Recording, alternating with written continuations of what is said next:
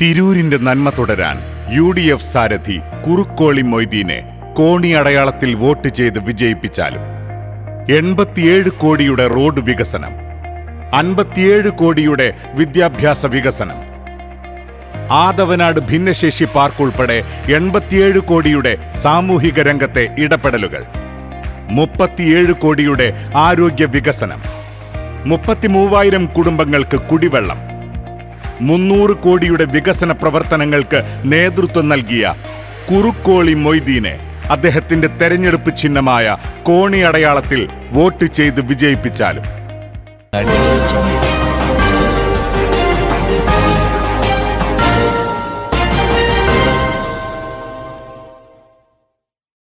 നമസ്കാരം, പ്രഹേളിക ന്യൂസിലേക്ക് സ്വാഗതം. Shri Abdul Samad സമാദാനി, Shri AP Anil Kumar ji, Shri Baba Haji ji, Shri C Haridas ji, Shri VS Joy ji, all the colleagues of the UDF of mine who are assembled here on stage, and my sisters and brothers, thank you very much for being here today. വേദിയിലുള്ള ബഹുമാന്യരായ UDF-ന്റെ നേതാക്കളെ, എൻ്റെ പ്രിയപ്പെട്ട സഹോദരന്മാരെ, സഹോദരിമാരെ, ഈ സവിശേഷ സന്ദർഭത്തിൽ ഇവിടെ എത്തിച്ചേരാനും നിങ്ങളെ അഭിമുഖീകരിക്കാനും നിങ്ങളോട് സംവദിക്കാനും സാധിച്ചതിൽ എനിക്ക് അനൽപമായ കൃതാർത്ഥതയുണ്ട്. I have an esteemed translator here today who is a great friend of my brothers. എൻ്റെ സഹോദരന്റെ ഇഷ്ടക്കാരനായ പരിഭാഷകനെയാണ് എനിക്കിന്ന് ലഭിച്ചിട്ടുള്ളത് എന്ന കാര്യത്തിൽ എനിക്ക് സന്തോഷമുണ്ട്. I know for 15 years here you have had an LDF MLA. Am I right? Yes, yes. നിങ്ങൾക്കറിയാമല്ലോ, കഴിഞ്ഞ 15 വർഷം നിങ്ങൾ ഇവിടെ ഒരു LDF MLA ആണ് നിങ്ങൾക്ക് അനുഭവിക്കേണ്ടി വരികയുണ്ടായത്. And yet am I right that you have one of the worst drinking water problems in the whole state over here? ഈ സ്റ്റേറ്റിൽ ആകമാനം ഒട്ടേറെ പ്രശ്നങ്ങളും പ്രയാസങ്ങളും ഉണ്ടായി. അത് ഏറെ അനുഭവിക്കേണ്ടി വന്ന സാഹചര്യമാണ് നിങ്ങൾക്ക് കഴിഞ്ഞു പോയത്. Is that correct? അത് ശരിയല്ലേ? ശരിയല്ലേ? Correct? Nothing has been done to resolve that problem even after being 3 times your MLA. നിങ്ങളുടെ പ്രശ്നങ്ങൾ പരിഹരിക്കാനോ നിങ്ങളുടെ പ്രയാസങ്ങൾ നിങ്ങളുടെ കൂടെ നിൽക്കാനോ ഒന്നും ചെയ്തിട്ടില്ലാത്ത ഒരു MLA ആണ് ഇവിടെ ഉണ്ടായിരുന്നത്. I'll tell you something very frankly. I am the MP from Wayanad, as you all know, for the last almost 1.5 years now. And my experience has been that we try to do many works. I go, I visit people, I understand their problems and their struggles. And when I come back, I try my best to resolve those problems. Many times those problems are related to the central government. Many times they are related to the state government. And many times we have to, whether they are, especially if they are problems to do with roads and problems to do with other basic amenities, healthcare, we have to approach the state government or the central government for some kind of support and assistance to resolve that problem. And for us, as an MP, it's very frustrating when I have to go and ask the state government or the central government, and I know that no matter how hard I try, unless they cooperate, I cannot resolve the problem. എൻ്റെ ഒരു അനുഭവം എൻ്റെ സഹോദരങ്ങളുമായി ഞാൻ പങ്കുവെക്കാൻ ഈ അവസരത്തിൽ ആഗ്രഹിക്കുകയാണ്. ഞാൻ വയനാടിൽ നിന്ന് തെരഞ്ഞെടുക്കപ്പെട്ട ഒരു പാർലമെന്റ് അംഗമാണ് എന്ന് നിങ്ങൾക്കറിയാം. ജനങ്ങൾക്കിടയിൽ ചെല്ലുമ്പോൾ അവർ ഓരോ വിധത്തിലുള്ള പ്രശ്നങ്ങളും പ്രയാസങ്ങളും സ്വാഭാവികമായും ജനപ്രതിനിധി എന്ന നിലയിൽ എന്നോട് പറയും. അതിൽ പല പ്രശ്നങ്ങളും കേന്ദ്ര ഗവൺമെന്റുമായിട്ട് ബന്ധപ്പെട്ടതാകും, പല പ്രശ്നങ്ങളും സംസ്ഥാന സർക്കാരുമായിട്ട് ബന്ധപ്പെട്ടതാകും. ഈ സംസ്ഥാന സർക്കാരുമായിട്ട് ബന്ധപ്പെട്ട പ്രശ്നങ്ങൾ അവരുടെ മുമ്പിൽ വെച്ച് പരിഹാരം തേടേണ്ടതായിട്ടുള്ള കാര്യങ്ങളാണ്. സ്വാഭാവികമായും ഒരു ജനപ്രതിനിധി എന്ന നിലയിൽ എനിക്ക് സംസ്ഥാന സർക്കാരിനെ സമീപിക്കേണ്ടതായിട്ട് വരും. എൻ്റെ വയനാട്ടിലെ ജനങ്ങൾ ഏതൊക്കെ പ്രശ്നങ്ങളുമായി സംസ്ഥാന സർക്കാരുമായി ബന്ധപ്പെട്ട കാര്യങ്ങളുമായി എന്നെ സമീപിച്ചുവോ, ഏതൊക്കെ ഞാൻ ഈ സംസ്ഥാന സർക്കാരിന്റെ മുമ്പാകെ വെച്ചുവോ, ആ കാര്യത്തിലെല്ലാം കടുത്ത നിരാശയാണ് എനിക്ക് അനുഭവിക്കേണ്ടി വന്നത്. അതൊന്നും തന്നെ പരിഹരിക്കാനോ അത് കേൾക്കാനോ ശ്രദ്ധിക്കാനോ തയ്യാറാകുന്ന ഒരു മനോഭാവം സംസ്ഥാന സർക്കാരിന്റെ ഭാഗത്ത് നിന്ന് എനിക്ക് കാണാൻ സാധിക്കുകയുണ്ടായില്ല. And as an opposition MP, It's frustrating to see that there are so many opportunities, so many things that could be done that are wasted. ഒരുപാട് കാര്യങ്ങൾ, പ്രത്യേകിച്ചും ഒരു പ്രതിപക്ഷ എന്നുള്ള MP എന്ന നിലയിൽ ജനങ്ങളുടെ നിത്യജീവിതവുമായി ബന്ധപ്പെട്ട കാര്യങ്ങൾ, ആരോഗ്യ സംവിധാനവുമായി ബന്ധപ്പെട്ട കാര്യങ്ങൾ, ഇതൊക്കെ ജനങ്ങൾ നമ്മളോട് പറയും. അതൊക്കെ ഒരു സംസ്ഥാന സർക്കാരിന്റെ അധികൃതരുടെ മുമ്പിൽ വെക്കുമ്പോൾ ഒരു പരിഹാരവുമില്ലാതെ, അതിന് യാതൊരു രീതിയിലുള്ള പരിഹാര നടപടികളുമില്ലാതെ നിരാശപ്പെടേണ്ടി വരിക എന്നുള്ളത് ഒരു MP എന്ന നിലയിൽ, ഒരു ജനപ്രതിനിധി എന്ന നിലയിൽ വളരെ ദുഃഖകരമായ കാര്യമായിട്ടാണ് ഞാൻ കാണുന്നത്. So when I come to a constituency like yours, where I see that you have had an MLA for 3 terms, 15 years, and for 10 of those 15 years, his party, his LDF has been in power, and still you have the same problems. It doesn't only frustrate me, it makes me angry. അപ്പോഴാണ് ഇവിടെ ഈ മണ്ഡലത്തിലെ കാര്യം ഞാൻ ആലോചിക്കുന്നത്. 15 കൊല്ലം ഇവിടെ ഒരു ഇടതുപക്ഷ MLA ഉണ്ടായി. അതിൽ ഈ കഴിഞ്ഞ 10 കൊല്ലക്കാലം ആ MLAയുടെ മുന്നണിയാണ് ഈ കേരളം ഭരിച്ചത് എന്നുള്ളത് വളരെ ശ്രദ്ധേയമായ കാര്യമാണ്. എന്നിട്ടും ഈ മണ്ഡലത്തിന് വേണ്ടി, ഇവിടുത്തെ ജനങ്ങൾക്ക് വേണ്ടി ഒന്നും പ്രവർത്തിക്കാൻ ആ ജനപ്രതിനിധിക്ക് സാധിച്ചില്ല എന്നുള്ളത് വളരെ ശ്രദ്ധിക്കേണ്ടതായിട്ടുള്ള ഉത്കണ്ഠയുണ്ടാക്കുന്ന കാര്യമാണ്. Because it tells me that he didn't try hard enough, that he didn't use all the resources he had, and that he didn't care enough to solve those problems. അതായത് ഒരു ജനപ്രതിനിധി തന്റെ വിഭവങ്ങൾ ഉപയോഗിച്ചില്ല, തന്റെ സാധ്യതകൾ പ്രയോജനപ്പെടുത്തിയില്ല, ജനങ്ങളുടെ നന്മയ്ക്ക് വേണ്ടി, അവരുടെ ക്ഷേമത്തിന് വേണ്ടി തന്നിൽ അർപ്പിക്കപ്പെട്ട ഉത്തരവാദിത്തങ്ങൾ നിറവേറ്റുകയോ ജനങ്ങളെ കെയർ ചെയ്യാൻ, ശ്രദ്ധിക്കാൻ മുന്നോട്ട് വരികയോ ചെയ്യാറായില്ല എന്നുള്ളതാണ് അതിൽ നിന്ന് നാം മനസ്സിലാക്കുന്ന പാഠം. If after 10 years in power and 15 years with your MLA being from the party that is in power for 10 years, you still have problems with your roads, healthcare system, with basic amenities like drinking water, then you have to think seriously about how you are going to bring about change. 15 കൊല്ലം ജനപ്രതിനിധിയായിരിക്കുക, അതിൽ 10 കൊല്ലം സ്വന്തം party ഭരിക്കുക, എന്നിട്ടും നാട്ടിലെ ജനങ്ങളുടെ നിത്യജീവിതവുമായിട്ട് ബന്ധപ്പെട്ട കാര്യങ്ങൾ, കുടിവെള്ളവുമായിട്ട് ബന്ധപ്പെട്ട കാര്യങ്ങൾ, ആരോഗ്യ സംവിധാനവുമായിട്ട് ബന്ധപ്പെട്ട കാര്യങ്ങൾ, ആ കാര്യങ്ങൾക്ക് പരിഹാരമില്ലാതെ തുടർന്നു പോവുക എന്നുള്ളത് വളരെ ദുഃഖകരമായ കാര്യമാണ്.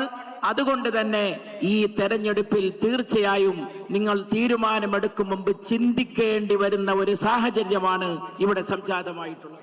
There is nothing that you do not have in this beautiful land of Kerala. Nothing. You have beautiful nature, you have opportunities for tourism, you have lands that are cultivated, you grow the best fruit, you grow the best spices, you have people who are educated, intelligent, hardworking, diligent, who wherever in the world you go, you work hard, you make a living and a future for yourselves. You have so many assets that to see those assets being wasted is really nothing short of a tragedy. കേരളത്തിൽ എന്താണ് ഉള്ളത് എന്നതിനേക്കാൾ കേരളത്തിൽ എന്താണ് ഇല്ലാത്തത് എന്നാണ് നാം ആലോചിക്കേണ്ടത്. നീ എല്ലാമുള്ള മനോഹരമായ ഒരു സംസ്ഥാനമാണ് സുന്ദരമായിട്ടുള്ള ഈ കേരളം. നിങ്ങൾക്ക് നല്ല പ്രകൃതിയുണ്ട്, നല്ല വിനോദസഞ്ചാര സാധ്യതകളുണ്ട്, നിങ്ങൾക്ക് നല്ല മനുഷ്യ വിഭവങ്ങളുണ്ട്, നിങ്ങൾക്ക് നല്ല കൃഷിയിടങ്ങളുണ്ട്, നിങ്ങൾക്ക് സുഗന്ധ വ്യഞ്ജനങ്ങളുണ്ട്. കേരളം അതിലൊക്കെ അപ്പുറം വലിയ ഒരു മാനവ വിഭവശേഷിയും നിങ്ങളുടെ കയ്യിലുണ്ട്. അധ്വാനിക്കാൻ തയ്യാറുള്ള ശക്തരായിട്ടുള്ള മനുഷ്യർ ഈ മണ്ണിൽ പാർക്കുന്നുണ്ട്. അത്രയേറെ സാധ്യതകളും വിഭവങ്ങളുമുള്ള കേരള സംസ്ഥാനത്തിന്റെ മുമ്പിൽ വൻ സാധ്യതകളാണ് നമുക്ക് കാണാൻ സാധിക്കുന്നത്. You struggle and work hard to educate your children. Your children are some of the most educated in the whole country. And yet, once they're educated, they find that in their own state, they have hardly any job opportunities, any employment opportunities. നിങ്ങൾ കുട്ടികളെ നന്നായിട്ട് പഠിപ്പിക്കുന്നു, നല്ല വിദ്യാഭ്യാസം നൽകുന്നു. പക്ഷേ ഈ നല്ല വിദ്യാഭ്യാസം നേടിയിട്ടും ഇവിടെ തന്നെ ഈ മണ്ണിൽ തന്നെ ജോലി ലഭിക്കാനുള്ള സാഹചര്യം നിങ്ങളുടെ കുട്ടികൾക്കില്ല. കേരളത്തിൽ ജോലിയില്ലാത്തതിനാൽ അവർ മറ്റു വഴികൾ താണ്ടേണ്ടി വരുന്ന സാഹചര്യമാണ് കേരളീയരായിട്ടുള്ള യുവതലമുറ അനുഭവിച്ചുകൊണ്ടിരിക്കുന്നത്. Agriculture has such a big opportunity here. As I said, you grow fruits and spices which aren't comparable. In the whole world, I haven't been and seen such spices and such fruit as we get here in Kerala. But again, it's a wasted opportunity. നിങ്ങൾക്ക് കൃഷിയുടെ കാര്യത്തിലാണെങ്കിൽ വലിയ സാധ്യതകളാണുള്ളത്. നല്ല നല്ല കാർഷികോൽപ്പന്നങ്ങൾ കേരളത്തിലുണ്ട്. ഒന്നാം തരം സുഗന്ധ വ്യഞ്ജനങ്ങളും പഴങ്ങളുമുണ്ട്. ലോകത്തെവിടെയും ഞാൻ കാണാത്ത സുഗന്ധ വ്യഞ്ജനങ്ങളും പഴങ്ങളും ഞാൻ കേരളത്തിൽ കണ്ടിട്ടുണ്ട് എന്ന് അഭിമാനത്തോടെ പറയാൻ എനിക്ക് സാധിക്കും. പക്ഷേ എല്ലാം ഉണ്ടായിട്ടും കാർഷിക രംഗം ശൂന്യമാണ്.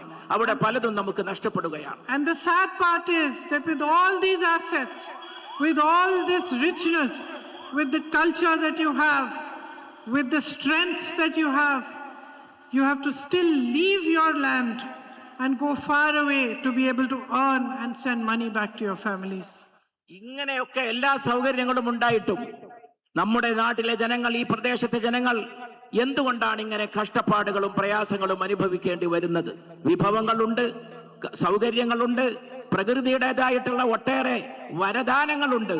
എല്ലാം ഉണ്ടായിട്ടും അതിനനുസരിച്ചുള്ള പുരോഗതി ആർജിക്കാൻ കഴിയാതെ, സമ്പാദിക്കുന്ന പണം പോലും ജനങ്ങൾക്ക് വേണ്ടി ഉപയോഗപ്പെടുത്താൻ, കുടുംബത്തിന് വേണ്ടി ഉപയോഗപ്പെടുത്താൻ കഴിയാതെ നാട് വിട്ടുപോകുന്ന ചെറുപ്പക്കാരും കഷ്ടപ്പെടുന്നവരുമാണ് നമുക്ക് ഈ നാട്ടിൽ കാണാൻ സാധിക്കുന്നത്. In December, I was traveling to America to meet one of my cousin sisters who was very unwell, and I was passing through Dubai. So I was carrying 2 bags, it was quite heavy, and suddenly somebody came, a very nice gentleman came who worked in the airport, and he picked up my bags and he said hello to me, put my bags on the security check very nicely, very courteously. And I looked at him, I asked him, where are you from? And he said, Madam, I'm from Kerala. I felt so proud that my countrymen were doing whatever job they were doing, but doing that job beautifully and doing that job in a way that made me proud. ഞാനിവിടെ ഒരു വിദേശത്തൊരു യാത്ര പോവുകയുണ്ടായി, സുഖമില്ലാത്ത എൻ്റെ ഒരു ബന്ധുവിനെ കാണാൻ. ആ യാത്ര കഴിഞ്ഞ് മടങ്ങുമ്പോൾ എൻ്റെ കയ്യിൽ ബാഗുമായിട്ട് ഞാൻ വിമാനത്താവളത്തിൽ മടക്കയാത്രയിൽ സഞ്ചരിക്കുമ്പോൾ ഒരു ചെറുപ്പക്കാരൻ വന്ന് എന്നെ സഹായിക്കുകയും സ്നേഹപൂർവം എൻ്റെ കൂടെ എന്നെ സഹായിച്ചുകൊണ്ട് നടന്നു നീങ്ങുകയും ചെയ്യുന്നത് എൻ്റെ ശ്രദ്ധയിൽപ്പെട്ടു. എൻ്റെ ബാഗ് വാങ്ങുന്നുണ്ട്, സെക്യൂരിറ്റിക്ക് പോകുമ്പോൾ ആ ബാഗ് വെക്കേണ്ടടുത്ത് വെക്കുന്നുണ്ട്, എല്ലാ സൗകര്യങ്ങളും സഹായങ്ങളും ഈ ചെറുപ്പക്കാരൻ ചെയ്യുന്നുണ്ട്.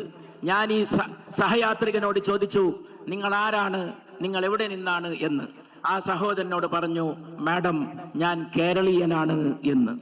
ഇതാണ് കേരളം, ഇതാണ് കേരളത്തിന്റെ സംസ്കാരം, ഇതാണ് കേരളത്തിലെ ജനങ്ങളുടെ സ്വഭാവം, രീതി എന്ന് പറയുന്നത്. എവിടെ പോയാലും കേരളീയർ പ്രകടിപ്പിക്കുന്ന ഈ സാംസ്കാരികമായ മഹിമ പ്രത്യേകിച്ച് എടുത്തു പറയേണ്ടതായിട്ടുള്ള കാര്യമാണ്. And these young people who go far away from their own country to go and earn a living, they face great difficulties. It is not their own land. They have to make a life for themselves there. They have to make an effort to meet people, to struggle, to get themselves into a position to be able to send money back to their families. It's not easy. It's very difficult for them. So that when the war broke out in the Middle East, my first thoughts were with all those young men and women who are far away from their relatives. And as a mother myself, I was thinking how their parents, how their sisters and brothers here in Kerala must be worried sick about them, wondering how are they going to manage? Are they going to be safe? Are they going to be secure? Will they be able to come back home to us? വിദേശത്ത് പോയി ജോലി ചെയ്യുന്ന നമ്മുടെ സഹോദരങ്ങളെ കുറിച്ച് വളരെ വലിയ ഉത്കണ്ഠകളാണ് നമ്മളുള്ളത്. അവർ കഷ്ടപ്പെടുന്നു, പ്രയാസപ്പെടുന്നു, വിയർപ്പൊഴുക്കുന്നു കുടുംബം പുലർത്തുന്നതിന് വേണ്ടി. അവർ സമ്പാദിക്കുന്ന പൈസ, പണം നാട്ടിലേക്ക് അയക്കാനും എത്തിക്കാനും അതിലൂടെ കുടുംബത്തെ പരിപാലിക്കാനും അവർ ഒട്ടേറെ പ്രയാസങ്ങൾ അനുഭവിക്കുന്നു. ഞാനൊരു മാതാവാണ്, അതുകൊണ്ട് മക്കളുടെ വേദന എനിക്ക് മനസ്സിലാക്കാൻ സാധിക്കും.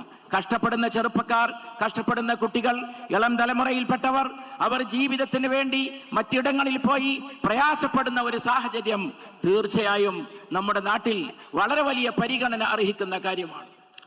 And I feel that it is sad that as time is going on, and we have in the center a government that shows no compassion for the people of our country. You have in the state a government that shows no compassion. And as time is going on and on, as people, as citizens of India, we expect less and less from our government.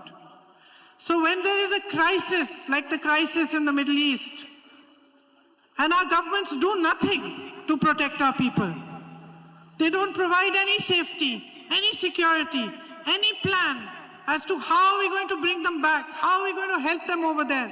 They don't stand up for what our country has stood up for all of these decades. They don't stand up for Indians. They don't stand up for India. We don't even expect that anymore because we are so disappointed with what the center is and what the state government is today. കേന്ദ്രം ഭരിക്കുന്നവരിലേക്ക് നോക്കൂ, സംസ്ഥാനം ഭരിക്കുന്നവരിലേക്ക് നോക്കൂ. ഒരു കാര്യത്തിൽ ഈ രണ്ടു കൂട്ടരും ഒരുപോലെയാണ്. അത് രണ്ടു കൂട്ടർക്കും കരുണയില്ല എന്നുള്ളതാണ്. ജനങ്ങളോടുള്ള കാരുണ്യമോ ജനങ്ങളോടുള്ള പരിഗണനയോ ഈ രണ്ടു കൂട്ടരിലും കാണാൻ സാധിക്കുന്നില്ല.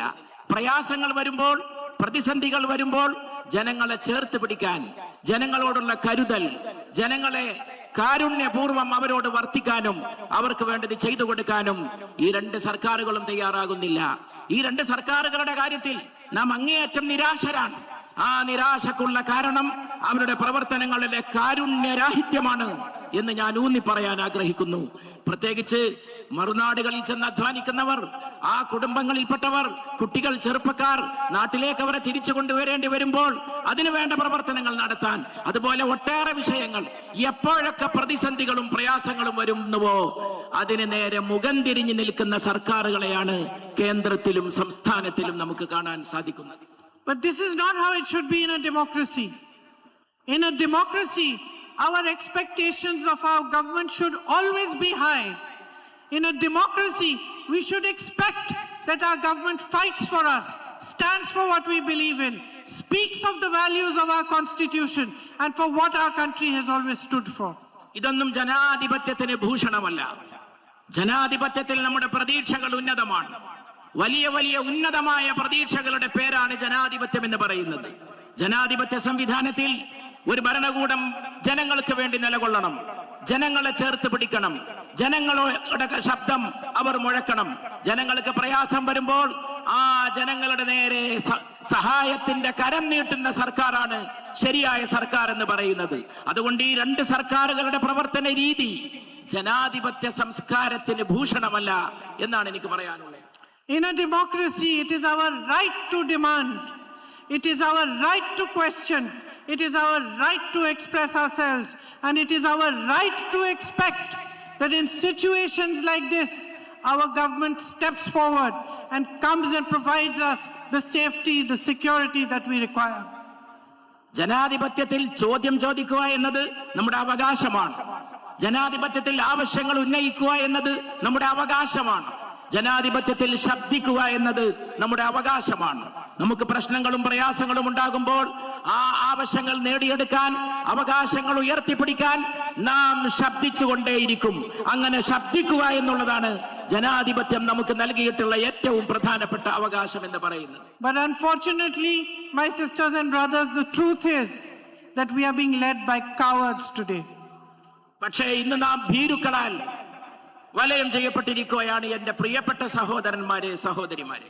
We have a prime minister who doesn't even have the guts to open his mouth when thousands and thousands of children are being killed in Palestine. ഇന്ന് ശബ്ദിക്കാൻ ധൈര്യമില്ലാത്ത പ്രധാനമന്ത്രിയെ നാം കാണുന്നു. ആയിരക്കണക്കിന് കുഞ്ഞുങ്ങൾ ഫലസ്തീനിൽ കൊല ചെയ്യപ്പെട്ടപ്പോൾ എന്ന് ഉരിയാടാൻ തയ്യാറാകാത്ത ഒരു പ്രധാനമന്ത്രിയെയാണ് ഈ രാജ്യത്ത് നമുക്ക് കാണാൻ സാധിച്ചത്. We have a prime minister who goes running to Israel 2 days before this war begins and bows down to them and receives medals from them in his own name. യുദ്ധം തുടങ്ങുന്നതിന് കൃത്യം 2 ദിവസം മുമ്പ് ഇസ്രായേൽ ചെന്ന് സന്ദർശിച്ച് അവിടെ മുട്ടുമടക്കി നിൽക്കുന്ന ഒരു പ്രധാനമന്ത്രിയെയാണ് നമുക്ക് കാണുവാൻ സാധിക്കുകയുണ്ടായി. We have a prime minister who signs a deal with the Americans in which our farmers who grow these beautiful spices and these beautiful fruit and toil day and night in the heat, in the dust, with their sweat and blood to raise their families. Our farmers are now going to be competing with huge mechanized farms in the US. We are going to have tariffs put on us and their taxes have been removed by us. നമുക്കൊരു പ്രധാനമന്ത്രിയുണ്ട്, അമേരിക്കയുമായിട്ട് ഒരു ഇടപാട് നടത്തിയ പ്രധാനമന്ത്രി. ആ ഇടപാട് നേരിട്ട് ബാധിക്കാൻ പോകുന്നത് ഈ രാജ്യത്തെ കർഷകരെയാണ്. ആ കർഷകർ ഉൽപ്പാദിപ്പിക്കുന്ന കാർഷികോൽപ്പന്നങ്ങൾ, സുഗന്ധവ്യഞ്ജനങ്ങൾ, അതിന് വില കിട്ടാത്ത അവസ്ഥയുണ്ടാക്കി വിദേശ കുത്തകകൾക്ക് നമ്മുടെ വിപണികൾ തുറന്നു കൊടുക്കുന്ന ഒരവസ്ഥാവിശേഷമാണ് ഇവിടെ ഉണ്ടാകുന്നത്. എങ്ങനെയാണ് ഈ നമ്മുടെ നാട്ടിലെ കർഷകർ വിദേശത്തെ ഹൈടെക് കൃഷിക്കാരുമായിട്ട് മത്സരിക്കാൻ പോകുന്നത്? അവർക്കത് മത്സരിക്കാൻ കഴിയില്ല, അവർ പിന്തള്ളപ്പെടും. അങ്ങനെയുള്ള ഇടപാടാണ് വിദേശ രാജ്യങ്ങളുമായിട്ട് ഇന്ന് നടത്തിക്കൊണ്ടിരിക്കുന്നത്. We have a prime minister so hungry for power and so deeply compromised that to save himself from his name being in the Epstein files, he signs a deal with the Americans in which we have to buy 9 lakh crore rupees worth of goods from them. അധികാരത്തോടുള്ള ആർത്തിയാണ് രാജ്യം ഭരിക്കുന്ന പ്രധാനമന്ത്രിയെ ഈ ഒരവസ്ഥയിൽ എത്തിച്ചേർന്നിട്ടുള്ളത്. Epstein files പോലുള്ള നടപടികളിൽ നിന്ന് തന്നെ മുക്തി നേടുന്നതിന് വേണ്ടി, മോചനം നേടുന്നതിന് വേണ്ടി ഓരോരോ ഇടപാടുകളും നടപടികളുമാണ് ഭരണാധികാരിയുടെ ഭാഗത്ത് നിന്ന് ഉണ്ടാകുന്നത്. And they will tell us where to buy oil from, who to buy oil from, when to buy it, when to stop buying it. Our energy security is now in the hands of the Americans. വിദേശ രാജ്യങ്ങളാണ് ഇനി കൽപ്പിക്കുക നമ്മൾ എന്ത് ചെയ്യണം, നമ്മൾ എന്ത് ചെയ്യരുത്, നമ്മൾ എന്ത് വാങ്ങണം, ആരിൽ നിന്ന് വാങ്ങണം, നമ്മൾ എന്തെങ്കിലും ഒരു ഉൽപ്പന്നങ്ങൾ ആരിൽ നിന്ന് വാങ്ങണം, അത് തീരുമാനിക്കുന്നത് അമേരിക്കയാണ്. അങ്ങനെയുള്ള ഒരവസ്ഥാവിശേഷത്തിലേക്ക് രാജ്യത്തെ എത്തിക്കുന്ന ഇടപാടുകളും കരാറുകളുമാണ് ഇന്നുണ്ടാക്കിക്കൊണ്ടിരിക്കുന്നത്. We are being led by cowards who will do anything for power, who will do anything to protect themselves. On the one hand, Modi ji is trying to protect himself from being in the Epstein files and doing all this with Israel and the US. On the other hand, the Chief Minister of Kerala is trying to protect himself from all the corruption that he is doing, and he is making secret deals with Modi ji. സ്വന്തം സുരക്ഷിതത്വത്തിന് വേണ്ടി എന്തും ചെയ്യാൻ തയ്യാറുള്ളവരാണ് ഈ ഭരണാധികാരികൾ. പ്രധാനമന്ത്രി Epstein files പോലുള്ള ആരോപണങ്ങളിൽ നിന്ന് രക്ഷപ്പെടാൻ ഓരോരോ നടപടികൾ ചെയ്യുന്നു. ഇവിടെ കേരളത്തിലുള്ള ഒരു മുഖ്യമന്ത്രി തന്റെ നേരെ വരുന്ന ആരോപണങ്ങളിൽ നിന്ന് രക്ഷ നേടാൻ വേണ്ടി പ്രധാനമന്ത്രിയുമായി കേന്ദ്രവുമായി രഹസ്യ ഇടപാടുകൾ നടത്തുന്നു.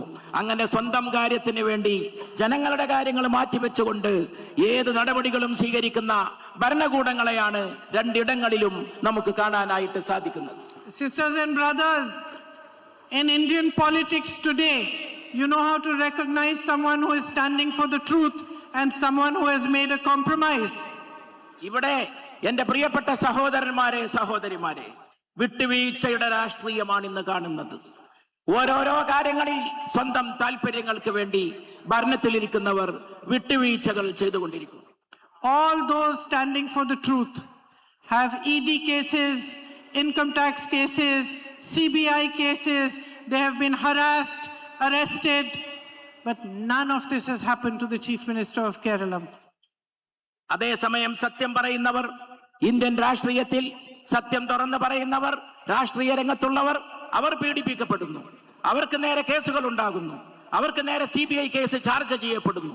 ഓരോരോ നടപടികൾ അവർക്കെതിരെ ഉണ്ടാകുമ്പോഴും കേരളത്തിലെ മുഖ്യമന്ത്രിക്കെതിരെ ഇങ്ങനെ ഒരു നടപടിയും ഉണ്ടായിത്തീരുന്നില്ല എന്നുള്ളതും ശ്രദ്ധിക്കേണ്ട കാര്യമാണ്. There was a massive theft in Sabarimala. Was there a single word said by the Prime Minister?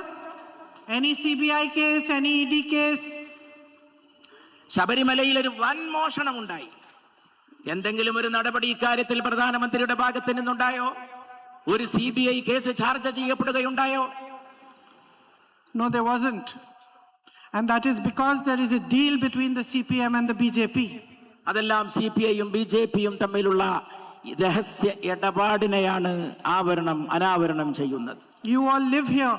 You know how contracts are awarded, how much corruption there is at every level of governance. And yet, there is not a single income tax case or an ED case. ഇവിടെ നടക്കുന്ന ഭരണത്തിന്റെ രീതികൾ നിങ്ങൾക്കറിയാം, അഴിമതി നിങ്ങൾക്കറിയാം, അതുമായിട്ട് ബന്ധപ്പെട്ട സംഭവങ്ങൾക്കറിയാം. പക്ഷേ അതിനെതിരെയൊന്നും ഒരു നിയമ നടപടിയോ ഒരു കേസോ ഉണ്ടാകുന്നതായിട്ട് കാണാൻ സാധിക്കില്ല. There is no accountability anymore and no sense of duty and responsibility towards the public. കണക്ക് കൊടുക്കേണ്ട ബാധ്യത എന്ന ഒന്ന് ഇല്ലാതായിരിക്കുന്നു. ജനങ്ങളോടുള്ള പ്രതിബദ്ധത എന്ന ഒന്ന് ഇല്ലാതായിരിക്കുന്നു. ഉത്തരവാദിത്ത ബോധം അസ്തമിച്ചിരിക്കുന്നു. Those who have been in power for 10 years believe that they are going to be in power forever. 10 കൊല്ലം ഭരണത്തിലിരുന്നവർ വിചാരിക്കുന്നത് തങ്ങൾ എക്കാലവും ഈ ഭരണക്കസേരയിൽ ഉണ്ടാകും എന്നാണ്. But I really truly believe that the time has come now to make them accountable. പക്ഷേ അവരെ കൊണ്ട് കണക്ക് പറയിക്കേണ്ട സമയമാണ് വന്നിരിക്കുന്നത് എന്ന് ഈ തെരഞ്ഞെടുപ്പ് വേളയിൽ ഞാൻ പറയാൻ ആഗ്രഹിക്കുന്നു. The time has come to make them responsible. അവരെ ഉത്തരവാദിത്തമുള്ളവരാക്കി മാറ്റേണ്ട സമയമാണ് വന്നിരിക്കുന്നത്. Because as I said, this is a democracy. And in a democracy, the government is answerable to you. കാരണം ഇത് ജനാധിപത്യമാണ്. ജനാധിപത്യം എന്ന് പറയുന്നത് നിങ്ങൾ തെരഞ്ഞെടുത്തവർ ഭരിക്കുന്ന അവരോട് കണക്ക് കൊടുക്കാനും ഉത്തരവാദിത്തം പുലർത്താനും ആവശ്യപ്പെടുന്ന സംവിധാനമാണ്. You don't need to have a drinking water problem. നിങ്ങൾക്കൊരിക്കലും ഒരു കുടിവെള്ള പ്രശ്നം ഉണ്ടാകാൻ പാടില്ലാത്തതാണ്. You don't need to suffer for the most basic amenities. ജീവിതത്തിന്റെ പ്രാഥമിക ആവശ്യങ്ങൾക്ക് വേണ്ടി നിങ്ങൾ വിഷമിക്കേണ്ടി വരരുത്. My sisters, you face price rise every single day. The price of LPG is going up every single day. You have to struggle every single day. You don't need to be struggling like that. എന്റെ പെങ്ങന്മാർ ഓരോ ദിവസവും വിലക്കയറ്റം കൊണ്ട് ബുദ്ധിമുട്ടുകയാണ്. ഓരോ ദിവസവും വില കയറിക്കൊണ്ടിരിക്കുന്നു. പാചകവാതകം വലിയ തോതിൽ വിലക്കയറ്റം അനുഭവിക്കുന്നു. എന്റെ പെങ്ങന്മാരോട് ഞാൻ പറയട്ടെ, നിങ്ങൾ ഇങ്ങനെ വിലക്കയറ്റത്തിന്റെ രൂക്ഷത അതുകൊണ്ടുള്ള പ്രയാസങ്ങൾ അനുഭവിക്കേണ്ടി വരരുത് എന്നാണ് നമ്മൾ ആഗ്രഹിക്കുന്നത്. With a strong government that truly believes in helping you, in supporting you to give you a better and brighter future, that understands that every penny that it spends should be money spent on you, not money put in their pocket. A strong government can build your future like nothing else. ഒരു ശക്തമായ government വരണം. ആ ശക്തമായ government നിങ്ങളുടെ പ്രയാസങ്ങളിൽ നിങ്ങളെ സഹായിക്കണം, നിങ്ങളുടെ കൂടെ നിൽക്കണം, നിങ്ങളെ ചേർത്ത് പിടിക്കണം. നിങ്ങളിൽ നിന്ന് നേടുന്ന ഓരോ തുണ്ട് പണവും ഓരോ നയാ പൈസവും നിങ്ങൾക്ക് വേണ്ടി ചെലവഴിക്കുന്ന, നിങ്ങളുടെ ക്ഷേമത്തിന് വേണ്ടി വിനിയോഗിക്കുന്ന ഒരു സർക്കാരായിരിക്കണം ഇവിടെ ഉണ്ടായി വരേണ്ടത്. The agricultural sector needs to be strengthened. You have jewels here like spices and coffee and fruits. Your tourism can be strengthened to become comparable to any other place in the world. Your dairy sector can be strengthened. There is so much that needs to be done. Strengthen our hands, help us to make a plan, have a vision, and make you prosper and move into the future with strength. നിങ്ങളുടെ കാർഷിക രംഗം ശക്തിപ്പെടുത്തണം. നിങ്ങളുടെ കാർഷിക രംഗം വളരെ സമ്പന്നമാണ്. നിങ്ങൾ പഴങ്ങൾ ഉൽപ്പാദിപ്പിക്കുന്നു, സുഗന്ധവ്യഞ്ജനങ്ങൾ ഉൽപ്പാദിപ്പിക്കുന്നു. നിങ്ങളുടെ ടൂറിസം ശക്തിപ്പെടുത്തണം. എവിടെയും കാണാത്ത ടൂറിസ്റ്റ് സാധ്യതകൾ ഈ സംസ്ഥാനത്തുണ്ട്. അങ്ങനെ വിവിധങ്ങളായിട്ടുള്ള മേഖലകളിൽ മെച്ചപ്പെട്ട ജീവിതം ജനങ്ങൾക്കുണ്ടാക്കണം. ജനങ്ങളുടെ വരുമാനം വർദ്ധിപ്പിക്കണം. പ്രയാസപ്പെടുന്നവരെ ആ പ്രയാസത്തിൽ നിന്ന് കരകയറ്റണം. അതിനെല്ലാമുള്ള മനസ്സ്, അതിനെല്ലാമുള്ള കാഴ്ചപ്പാട്, അതിനെല്ലാമുള്ള മാനസികമായിട്ടുള്ള സന്നദ്ധത, മനോഭാവം, ആ മനോഭാവമുള്ള ഒരു സർക്കാർ ഇവിടെ അധികാരത്തിലെത്തണം. Our UDF candidate this time, Mr. V.S. Joy. He's from my area, and so I know him well. And he's a young man who works hard in a dedicated way. I know that he's going to do well for you. I know that he's going to work for you with full dedication and diligence. നിങ്ങളുടെ ഇവിടുത്തെ സ്ഥാനാർത്ഥി mister Joy എന്റെ മേഖലയിൽ നിന്നാണ്, അതായത് എന്റെ നിയോജക മണ്ഡലക്കാരനാണ്. എനിക്ക് ഈ ചെറുപ്പക്കാരനെ അറിയാം. പ്രത്യുൽപ്പന്ന മതിയായ പ്രഗത്ഭനായ ചെറുപ്പക്കാരനാണ്. ജനങ്ങൾക്ക് വേണ്ടി പ്രവർത്തിക്കാൻ എല്ലാ പ്രാപ്തിയുമുള്ള ചെറുപ്പക്കാരനാണ്. എനിക്കുറപ്പുണ്ട്, നിങ്ങൾ തെരഞ്ഞെടുത്താൽ നിങ്ങൾക്ക് വേണ്ടി സേവന സന്നദ്ധനായി കർമ്മരംഗത്ത് നിങ്ങളുടെ പ്രയാസങ്ങൾ ഏറ്റെടുത്തുകൊണ്ട് മിസ്റ്റർ ജോയ് ഉണ്ടായിരിക്കുമെന്ന കാര്യത്തിൽ എനിക്ക് തികഞ്ഞ ശുഭാപ്തി വിശ്വാസം ഉണ്ട്. And if you support us to make a government in Kerala, then you will strengthen his hands even more and our hands even more. And there is so much that we will be able to do for you. കേരളത്തിൽ ഒരു ശക്തമായ government ഉണ്ടാക്കണമെന്ന് നിങ്ങൾ ആഗ്രഹിക്കുന്നുവെങ്കിൽ, കേരളത്തിൽ ഒരു ഭരണമാറ്റം യാഥാർത്ഥ്യമാകണമെന്ന് നിങ്ങൾ അഭിലഷിക്കുന്നുവെങ്കിൽ, നിങ്ങൾ മിസ്റ്റർ ജോയിയുടെ കരങ്ങൾക്ക് ശക്തി പകരണം എന്ന് എന്റെ സഹോദരങ്ങളോട് ഞാൻ ആവശ്യപ്പെടുന്നു. There are 5 Indira guarantees that the UDF has put forward. I want to tell you each one of them so that you know that this is a small part of what we want to do, but we want to make your lives easier. We want to end this struggle that you have been living for 10 years. We want you to be able to prosper. UDF മുന്നോട്ട് വെച്ച 5 ഗ്യാരണ്ടികൾ നിങ്ങളുടെ മുമ്പാകെയുണ്ട്. അത് വളരെ വ്യക്തമാണ്. ഞാനത് നിങ്ങളോട് എണ്ണി പറയാൻ ആഗ്രഹിക്കുന്നു. അത് നിങ്ങളുടെ ജീവിതം ക്ഷേമകരമാക്കാനാണ്, ശുഭകരമാക്കാനാണ്. നിങ്ങളെ ഈ അവസ്ഥയിൽ വിട്ടേച്ചു പോകാനല്ല, ഈ അവസ്ഥയിൽ നിന്ന് ശോഭനമായ പുരോഗമനത്തിന്റെ, ക്ഷേമത്തിന്റെ മറ്റൊരവസ്ഥയിലേക്ക് ഉയർത്താനാണ്. So my sisters, you might know that in Karnataka the Congress government gave free travel, bus travel to all women. Here also, if our government comes, we want to give free bus travel on all state buses to all of you. You can go and visit your relatives, go on pilgrimages, everything for free.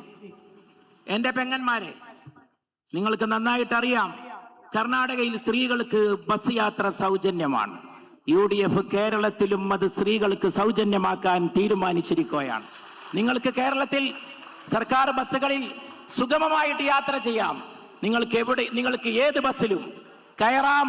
നിങ്ങൾക്ക് നിങ്ങളുടെ ബന്ധുക്കളെ കാണാനോ നിങ്ങൾ ഉദ്ദേശിക്കുന്ന യാത്രകൾ നടത്താനോ പൂർണ്ണമായ സൗജന്യ യാത്ര ഏർപ്പെടുത്തി കൊടുക്കുന്ന ഒരു സംവിധാനമായിരിക്കും. We will give 1,000 rupees per month to all college going girls. കോളേജിൽ പോകുന്ന എല്ലാ പെൺകുട്ടികൾക്കും 1000 രൂപ ലഭിക്കുന്ന ഒരു സംവിധാനം ഇവിടെ UDF ഒരുക്കുന്നതാണ്. And a 3,000 rupee per month pension to all the elderly, senior citizens and vulnerable people, along with a special ministry for senior citizens. മുതിർന്ന പൗരന്മാർക്ക്, വയോധികർക്ക് അവരുടെ ക്ഷേമത്തിന് വേണ്ടി 3000 രൂപ നൽകാനാണ് ഐക്യജനാധിപത്യ മുന്നണി ഗവൺമെന്റ് തീരുമാനിച്ചിട്ടുള്ളത്. അതോടൊപ്പം മുതിർന്ന പൗരന്മാർക്ക് വേണ്ടി ഒരു പ്രത്യേക മന്ത്രാലയം രൂപീകരിക്കാനും ഐക്യജനാധിപത്യ മുന്നണി ഗ്യാരണ്ടി നൽകിയിരിക്കുകയാണ്. When there was a Congress government in Rajasthan, there was a scheme in which every household would get 25 lakhs of health insurance, which means that up to 25 lakhs, whatever health problem people had, whether they had cancer, heart disease or lung problems, even if they needed a surgery, the government would pay for it, so they would not have to pay a single rupee. We have decided that if we have a government in Kerala, we will make the same scheme in Kerala, 25 lakhs per household health insurance, so that every health cover, every health care, medicine, surgery, anything that is required up to 25 lakhs will be free for every household. രാജസ്ഥാനിലെ government, നമ്മുടെ Congress government ഒരു പ്രത്യേക കാരുണ്യ പദ്ധതി കൊണ്ടുവരികയുണ്ടായി. 25 ലക്ഷത്തിന്റെ insurance പദ്ധതിയാണത്. അതായത് 25 ലക്ഷത്തിന്റെ താഴെ വരുന്ന, 25 ലക്ഷത്തിന്റെ ഉള്ളിൽ വരുന്ന ചികിത്സാ ചെലവുകൾ, ആരോഗ്യ സംബന്ധമായിട്ടുള്ള ചെലവുകൾ, അതെന്താകട്ടെ, അത് തീർത്തും ഗവൺമെന്റ് സൗജന്യമാക്കുന്ന ഒരു നടപടിയായിരിക്കും കേരളക്കരയിൽ ഐക്യമുന്നണിയുടെ സർക്കാർ നിലവിൽ വന്നാൽ ഉണ്ടായിത്തീരുക. And the last 5th guarantee is that we will give interest-free loans of 5 lakh rupees to any young man or woman who wants to start his or her own business. വളരെ പ്രധാനപ്പെട്ട 5ാമത്തെ വ്യവസ്ഥ, വളരെ ആകർഷകമായിട്ടുള്ള കാര്യം, 5 ലക്ഷത്തിന്റെ പലിശരഹിത വായ്പയാണ്. ബിസിനസ് തുടങ്ങാൻ ആഗ്രഹിക്കുന്ന ചെറുപ്പക്കാർക്ക് 5 ലക്ഷത്തിന്റെ പലിശരഹിത വായ്പ നൽകുന്ന ഒരു സംവിധാനം, ഒരു സംരംഭം കേരള ഗവൺമെന്റ് ഐക്യമുന്നണി അധികാരത്തിൽ വന്നാൽ ഈ സംസ്ഥാനത്തിൽ ഉണ്ടാക്കിയിരിക്കും. And this is only a small part of what we want to do. We have a vision to make Kerala the foremost developed state. And I urge you, my sisters and brothers, you have everything, as I said. You have natural assets, you have the asset of an educated, intelligent population. You have everything. Now you need a government that maximizes what you have, that uses what you have for your own benefit, and creates here a new plan for your future, so that your children don't have to worry. They don't have to go abroad to get jobs and send money back to you. so that they can get employment here, that opportunities can be created for them here on your own land. So please, when you go to vote on the 9th, think carefully. Look back at the last 10 years and see what have you got from the LDF government. You've got price rise, you've got more and more struggles, you've got unemployment, you've got a politics that is focusing on corporates, corruption, but not on your development. So really, it is your responsibility towards your children, towards the future of this beautiful state, to now bring in a government that works hard to protect you, to improve your lives, and to give you a better future. We are prepared to do that. We are prepared to work all together to make you stronger and give you a better future. Strengthen our hands, make our candidates win, so that you can see how well a government can function in the next 5 years. Thank you very much for standing here and listening to me. It's very hot today and you've taken time out of your day. I'm very grateful to you. പ്രിയപ്പെട്ടവരെ, UDF ചെയ്യാൻ പോകുന്ന കാര്യങ്ങളുടെ വളരെ ചെറിയ ഒരു ഭാഗം മാത്രമാണ് ഞാൻ നിങ്ങളോട് പങ്കുവെച്ചത്. അത് എല്ലാമല്ല, ഒരുപാട് കാര്യങ്ങൾ UDF ചെയ്യാൻ പോകുന്നുണ്ട്. നിങ്ങളുടെ ജീവിതം മെച്ചപ്പെടുത്തണം. ഞാൻ തുടക്കത്തിലേ പറഞ്ഞ പോലെ നിങ്ങൾ കേരളീയർക്ക് എല്ലാമുണ്ട്. വിഭവങ്ങളുണ്ട്, പ്രകൃതി വിഭവങ്ങളുണ്ട്, മനുഷ്യ വിഭവങ്ങളുണ്ട്. അതെല്ലാം ഉപയോഗപ്പെടുത്തിക്കൊണ്ട് പ്രയോജനപ്പെടുത്തിക്കൊണ്ട് നാടിനെ മെച്ചപ്പെടുത്തണം, മുന്നോട്ട് കൊണ്ടുപോകണം, ക്ഷേമം ഉറപ്പാക്കണം, കഷ്ടപ്പെടുന്നവരെ രക്ഷിക്കണം. മാത്രമല്ല, നമ്മുടെ ചെറുപ്പക്കാർക്ക് ഇവിടെ തന്നെ തൊഴിൽ ലഭിക്കാവുന്ന തൊഴിൽദാന പദ്ധതികൾ ഉണ്ടാകണം. UDF അതിനുവേണ്ടിയെല്ലാം പ്രതിജ്ഞാബദ്ധമാണ്. അതുകൊണ്ട് വോട്ട് ചെയ്യാൻ പോകുമ്പോൾ വളരെ ശ്രദ്ധിക്കണം. വോട്ട് ചെയ്യാൻ പോകുമ്പോൾ കഴിഞ്ഞ 10 കൊല്ലത്തേക്ക് തിരിഞ്ഞു നോക്കണം. ഇനിയുള്ള ഭാവിയിലേക്ക് ഉറ്റുനോക്കണം.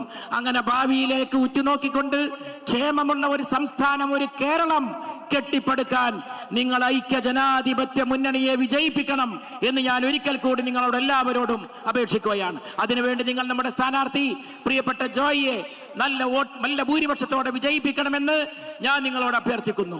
പ്രിയപ്പെട്ടവരെ, നല്ല ചൂടുള്ള സമയമാണ്.